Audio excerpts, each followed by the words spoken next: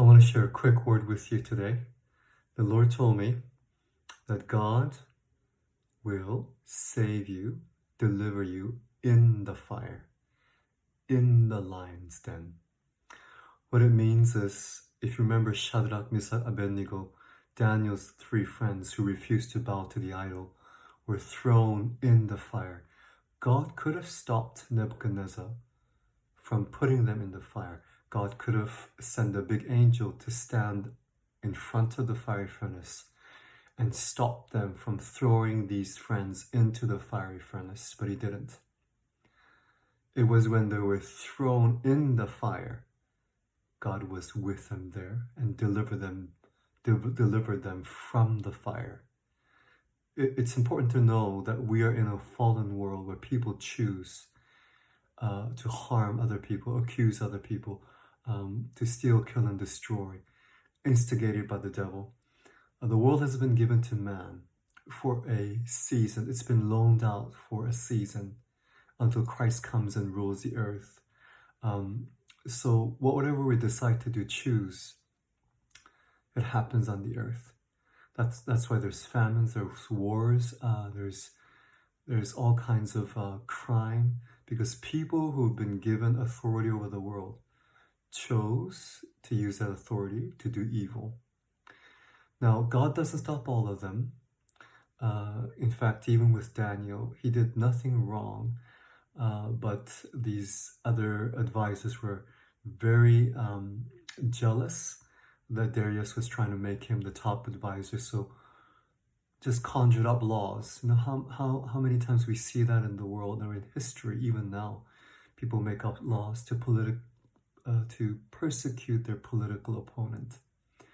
And Trump is an example. He's been persecuted so much with just random laws they created and they dig up from the past to try to persecute this man. Of course, it didn't work because God delivered him in the fire, in the lion's den.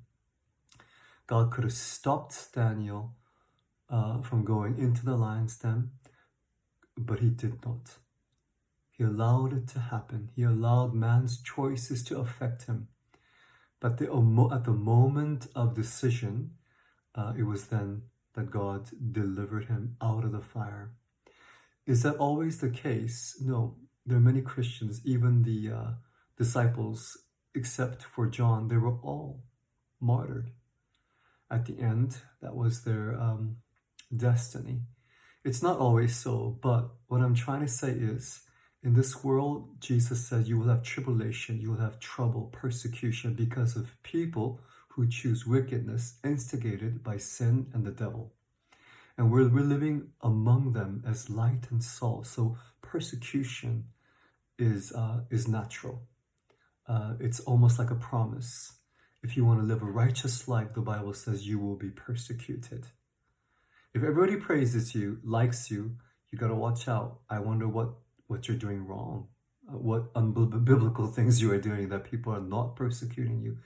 Because the world is not full of Christians. It's full of darkness, people enslaved in darkness.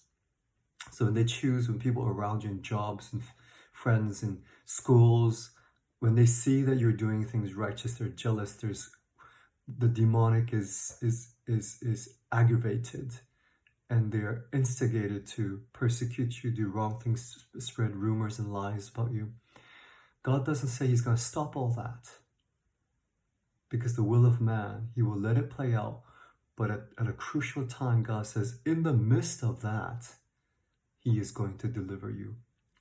Of course, if it's your time to die, I guess that's it. Then you get glorified into a heavenly body. But that's not what I'm saying. And that's not what God's saying to us today. He says, in the midst of the fire, I will deliver you. Means you will go through the fire. Even Isaiah 43 says, when you pass through the storm, the raging rivers, I'll be with you.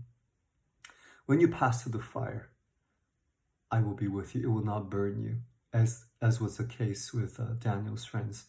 So sometimes things happen because of our foolish choices. But in the midst of that, when we cry out to God, in the midst of our persecution, trials, fiery situations, hopeless situations, difficult situations, a lot of testings. In the midst of all that, whether it was my decision that caused it or other people's choices, sometimes family members' choices affect us, sometimes our bosses, those who are above us, choices that affect us.